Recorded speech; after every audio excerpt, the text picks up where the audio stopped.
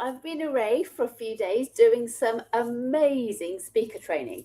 And that's what I want to talk about today. Not the speaker training, because it was completely awesome. It's part of my mastermind group with my buddies, all building our businesses around our book. So that's been amazing. However, what was really interesting, I've spoken for 25 years.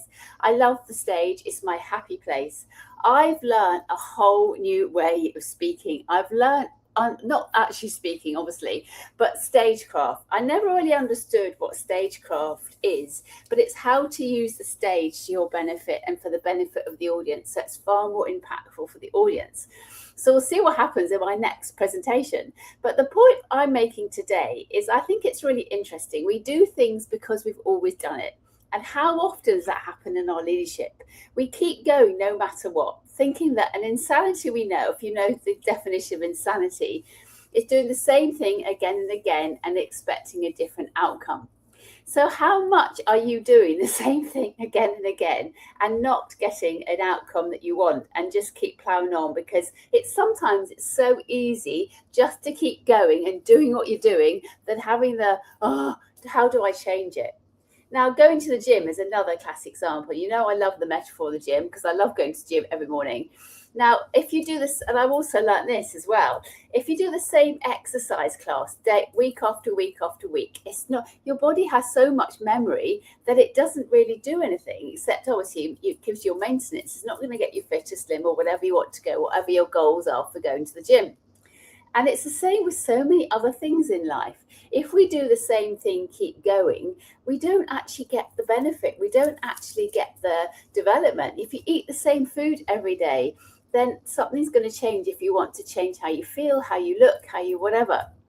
So my thought for the day today on this Friday is and particularly as we've come into a new quarter, is what are you going to do differently? What is working really well that you would never want to change because you can't see how it could be any better than it's working right now? What is not working that you need to change? It could be something like your sleep. Sleep is so vital to set us up for the day. If you're not sleeping well or you're waking up in the night, what do you need to change in the day to help you sleep at night?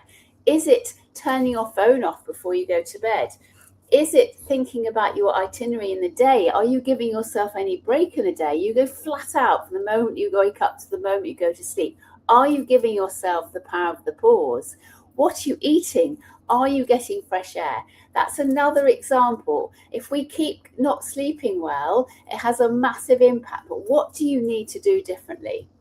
So today, it doesn't have to be related to leadership, but everything we do, in fact, is related to how we show up as a leader. If we're tired, if we're frustrated, if things are not working, if our business isn't working, if our team are not working effectively, have a think about what is working amazingly and what is not working so amazingly, and what can you do differently to make sure that there's a bit of a shift.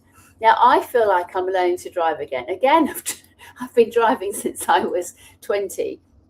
And you know, when you first get, those of you that drive, when you first get in a car, it feels a bit jerky and you might kind of do a bit of kangaroo hops because you quite can't get used to the clutch. And it becomes a process, mirror, signal, maneuver. How am I holding our hands?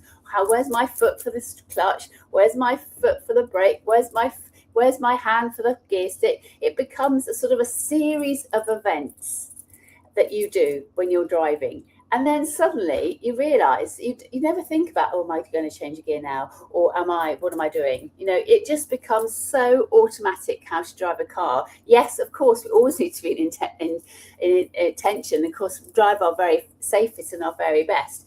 But we see it as all kind of one collection of actions, not like separate. And I always remember when my daughter was little, she asked me, Mummy, when you're driving the car, which bit do you like best? Do you like the clutch or do you like the steering wheel? What do you like best? And of course, at 4, she had no idea about driving. And it was a really interesting question for me because I thought, well, it just all comes together. But it reminded me of, when you're learning to drive, each action is a sort of separate task. And so that's what I'm thinking of today, is have a think about what are you doing that is working, what are you doing that's not working, and what would be really helpful to change. And sometimes it takes a bit of thinking to think, how do I change this? What do I need to do? So have a lovely weekend. And if you want to know more, let's have a conversation. And it's all about the courage to be ourselves, the courage to do something slightly differently that can have a massive impact and a change. So take care, look after yourself. I'll see you on Monday. I'm back now, so we'll see you soon. Take care. Bye.